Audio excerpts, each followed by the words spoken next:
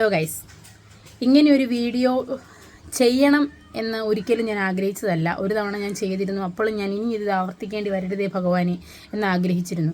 ചെയ്യരുതെന്നും മനസ്സുകൊണ്ട് ഇത് ആഗ്രഹിച്ചു. പക്ഷേ സാധിക്കുന്നില്ല. കാരണം എന്താണെന്ന് വെച്ചാൽ ഇപ്പോൾ ഞാൻ ഏത് വീഡിയോ ഇട്ടാലും അതിൻ്റെ താഴെ എൻ്റെ അമ്മ മരിച്ചതിനെ പരാമർശിച്ചുകൊണ്ടുള്ള കമൻറ്റുകളാണ് കാണുന്നത്. ഇന്ന് ഞാൻ ദൃശ്യം 3 ഇറങ്ങിയപ്പോൾ കാണാൻ പോയി. അപ്പോൾ അതിൻ്റെ താഴെ എൻ്റെ അമ്മ മരിച്ചിട്ട് മാസം തികഞ്ഞില്ല, അല്ലെങ്കിൽ ഇത്ര മാസമല്ലേ ആയുള്ളൂ, അതിനുള്ളിൽ നീ സിനിമയ്ക്ക് പോയോ എന്ന് പറഞ്ഞിട്ടുള്ള കമൻറ്റുകൾ കണ്ടു.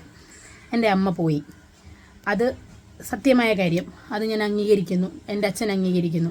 പക്ഷേ ഒരു സിനിമയ്ക്ക് പോകരുതെന്നോ അല്ലെങ്കിൽ കുടുംബത്തിൽ നടക്കുന്ന മറ്റ് ആഘോഷങ്ങളിൽ പങ്കെടുക്കരുതെന്നോ സന്തോഷിക്കരുതെന്നോ ചിരിക്കരുതെന്നോ കുടുംബമായിട്ടിരിക്കുമ്പോഴുള്ള നല്ല നല്ല നിമിഷങ്ങൾ ആസ്വദിക്കരുതെന്നോ എങ്ങും പറഞ്ഞിട്ടില്ല. മനുഷ്യ ജീവിതമാണ്, ഏത് നിമിഷം എന്ത് സംഭവിക്കാം. ഇപ്പോൾ ഈ പറഞ്ഞുകൊണ്ടിരിക്കുന്നതിനിടെ ഞാൻ മരിച്ചു പോകാം, അല്ലെങ്കിൽ ഈ പറഞ്ഞു കഴിഞ്ഞ് ഫോൺ വെച്ചതിന് ശേഷം ഞാൻ മരിച്ചു പോകാം. അത് മനുഷ്യ ജീവിതമാണ് അല്ലേ? അപ്പോൾ ആ ഒരു സാഹചര്യത്തിൽ ഉള്ള സമയം സന്തോഷമായിട്ട് ജീവിക്കുക. പോയവരെ ഓർത്ത് ദുഃഖിക്കരുത്. ദുഃഖിച്ചുകൊണ്ടേ ഇരിക്കാനാണെങ്കിൽ മനുഷ്യനെ ദുഃഖിച്ചുകൊണ്ടിരിക്കാനേ സമയം ഉണ്ടാവുള്ളൂ. അമ്മ പോയി, അമ്മ ജീവിച്ചിരുന്ന കാലത്ത് അവരെ നോക്കേണ്ട രീതിയിലെല്ലാം ഞാൻ നോക്കിയിട്ടുണ്ട്.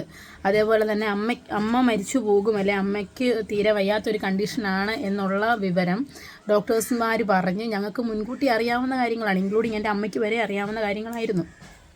ആ ഒരു സാഹചര്യത്തിലൂടെ കടന്നു പോകുന്ന സന്ദർഭങ്ങൾ എൻ്റെ അമ്മ തന്നെ എന്നോട് പലപ്പോഴും പറഞ്ഞിട്ടുണ്ട്. ദേവു, അമ്മ ഒരിക്കൽ പോകും, അത് എന്നാണെന്നേ ഉള്ളൂ.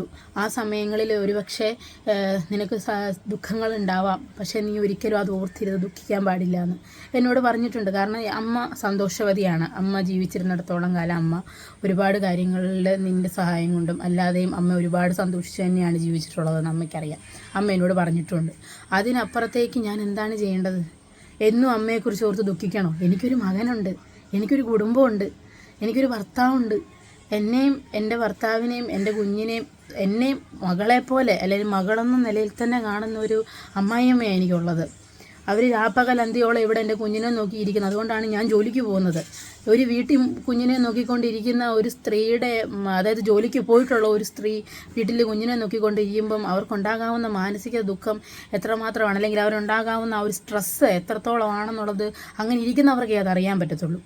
അപ്പോൾ അവർക്ക് കിട്ടുന്ന ചെറിയ ചെറിയ നിമിഷങ്ങളാണിത്. സിനിമയ്ക്ക് പോകുന്നതായിക്കോട്ടെ, ഫാമിലി മൊത്തം പുറത്ത് പോകുന്നതായിക്കോട്ടെ, ആ ഒരു നല്ല മൊമെൻറ്റ്. എൻ്റെ അമ്മ മരിച്ചു എന്ന് പറഞ്ഞാൽ ഞാൻ വേണ്ടാന്ന് ഒപ്പിക്കണോ? അമ്മയ്ക്ക് സിനിമയ്ക്ക് കൊണ്ടോ? എൻ്റെ അമ്മയെ ഞാൻ എങ്ങനെയാണോ നോക്കിയത് അതേപോലെ തന്നെയാണ് ഇവിടുത്തെ അമ്മയെ ഞാൻ നോക്കുന്നത്. അത്രയും സന്തോഷവതിയായിട്ട് തന്നെയാണ് വെച്ചുകൊണ്ടിരിക്കാൻ ഞാൻ ശ്രമിക്കുന്നത്. അല്ലാണ്ട് ഞാൻ ഒരു ദുഃഖം ഉണ്ടായി എന്ന് കരുതി. എൻ്റെ അച്ഛൻ ഇപ്പം ഉണ്ട്, എൻ്റെ അച്ഛനെ അതുപോലെ തന്നെയാണ് ഞാൻ നോക്കുന്നത്.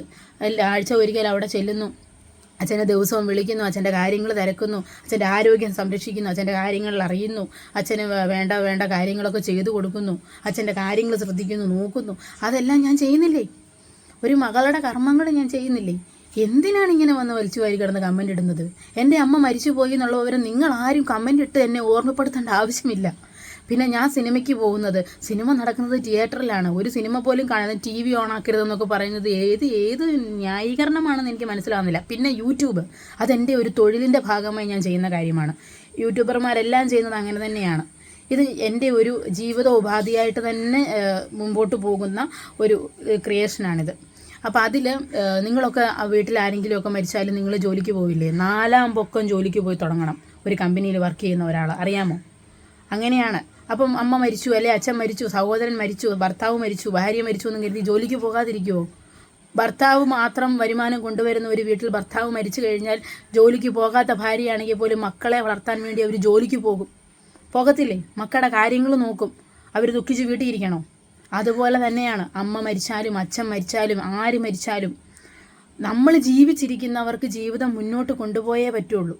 അതിന് ആ സാഹചര്യങ്ങൾ എങ്ങനെയാണോ ആ സാഹചര്യങ്ങൾക്കനുസരിച്ച് നമ്മൾ പെരുമാറണം, അതേ നടക്കുകയുള്ളൂ. അച്ഛൻ മരിച്ച് കിടക്കുമ്പോൾ മകളുടെ കല്യാണങ്ങൾ നടക്കാറില്ലേ?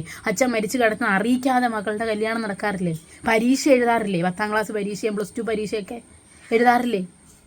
അതൊക്കെയോ കല്യാണം എന്ന് പറയുന്നത് ഒരു ആഘോഷമല്ലേ? അതിൽ പങ്കെടുക്കാറില്ലേ? അങ്ങനെ എന്തൊക്കെ ഉണ്ടോ അതൊക്കെ മനുഷ്യൻ ജീവിച്ചിരിക്കുമ്പോൾ നടത്തും. കാരണം പിന്നീട് അതോർത്ത് റിഗ്രറ്റ് ചെയ്യാൻ പറ്റില്ല. എൻ്റെ കുഞ്ഞിൻ്റെ പിറന്നാൾ എൻ്റെ അമ്മ മരിച്ചതിന് കുറച്ച് ദിവസങ്ങൾക്ക് ശേഷമായിരുന്നു. പക്ഷെ ഞങ്ങളത് ആഘോഷിച്ചില്ല. ആഘോഷിച്ച മീൻസ് വീട്ടിൽ വലിയ ആഡംബരമായിട്ട് ആഘോഷിച്ചില്ല. പകരം ഞങ്ങൾ സുഹൃത്തത്തിൽ പോയി ചെയ്തതും എടുത്തതും ഒക്കെ ഞങ്ങൾ ഇവിടെ വീഡിയോ ചെയ്തിട്ടിരുന്നു. അതെല്ലാവരും നന്മയായിട്ട് കണ്ടില്ലേ? എൻ്റെ ജീവിതത്തിലെ എൻ്റെ സന്തോഷങ്ങളും എൻ്റെ കുടുംബത്തിൻ്റെ സന്തോഷങ്ങളും വേണ്ടെന്ന് വെക്കേണ്ടതായ ഒരു തോന്നലുണ്ടെന്ന് എനിക്ക് തോന്നുന്നില്ല. അതിനാണ് ഇത്ര ലോങ് വീഡിയോ ആയിട്ട് തന്നെ ഇത് ഞാൻ പോസ്റ്റ് ചെയ്യുന്നത്. അല്ലെങ്കിൽ ഇത് പറഞ്ഞു തീരുന്നില്ല. ഇത് തീർന്നില്ലെങ്കിൽ ശരിയാവത്തുമില്ല, പറഞ്ഞില്ലെങ്കിൽ ശരിയാവത്തില്ല. അതുകൊണ്ടാണ് ഞാൻ ഇങ്ങനെ ഒരു വീഡിയോ ഇടുന്നത്. പിന്നെ എൻ്റെ അച്ഛനും ഇതിലൊരു പ്രശ്നമില്ല. ഞാൻ എൻ്റെ ഫാമിലിയുമായിട്ട് എന്നും സന്തോഷമായിട്ടിരിക്കണം എന്നാണ് എൻ്റെ മാതാപിതാക്കൾ ആഗ്രഹിച്ചിരുന്നത്. അങ്ങനെ തന്നെയാണ് ഞാൻ ജീവിക്കുന്നതും. അതിനപ്പുറത്തേക്ക് ഒന്നും തന്നെ എനിക്ക് പറയാനില്ല. പിന്നെ ഞാൻ താമസിക്കുന്നത് എൻ്റെ ഭർത്തൃ വീട്ടിലാണ്. അത് എന്നെ കല്യാണം കഴിപ്പിച്ച് വിട്ടതാണ്. സംശയം ഉണ്ടെങ്കിൽ കിടക്കുന്നത് താലി. എന്നെ കല്യാണം കഴിപ്പിച്ച് വിട്ട വീട്ടിലാണ്. ഇവിടുന്ന് ഒരു കാര്യത്തിന് പോകുന്നു എന്ന് പറയുമ്പം, പോകണമെന്ന് പറയുമ്പം പറ്റത്തില്ല, ഞാൻ വരത്തില്ലെന്ന് പറയാൻ പറ്റുമോ? എല്ലാത്തിനും മറുപടി കൊടുക്കാൻ ഇതിന്റെ സമയം കാണത്തുള്ളൂ. നീ എവിടെ പോകണം, എന്തിനു പോകണം എന്നുള്ളത് എല്ലാവരെയും ചോദ്യപ്പെടുന്ന യാതൊരു കാര്യമില്ല. നീ പോയി എടുത്തു, ആരെ ബോധിപ്പിക്കണ്ടേ? എന്നെ ബോധിപ്പിച്ചാ പോരെ? പോരെ. വേറെ നീ എന്തിനാ എല്ലാവർക്കും എക്സ്പ്ലെയിൻ ചെയ്യാൻ നിൽക്കുന്നത്? പറ്റി വേറെ വഴി വെക്കുമോ? എക്സ്പ്ലെയിൻ ചെയ്യുന്നതല്ല ഞാൻ പറഞ്ഞു. ഇനി എൻ്റെ അമ്മയെ പരാമർശിച്ചുകൊണ്ട് ആരും ഇടേണ്ട ആവശ്യമില്ല. അതുള്ളൂ.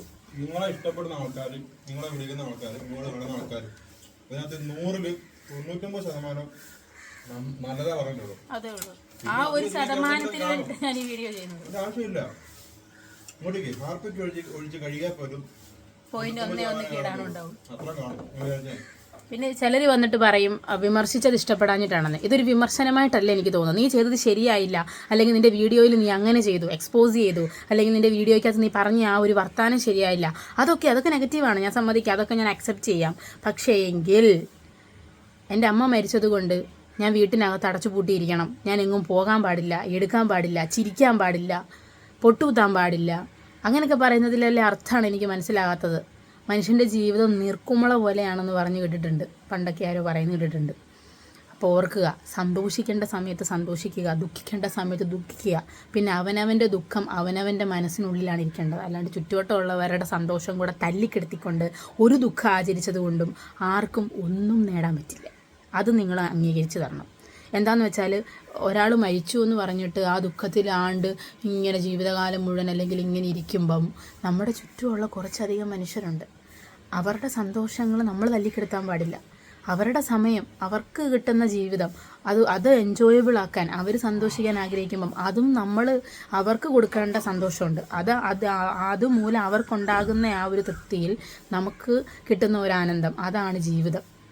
അതുകൊണ്ടാണ് ഇതിനെ ജീവിതം എന്ന് വിളിക്കുന്നത്, ലൈഫ്. അതുകൊണ്ടാണ്.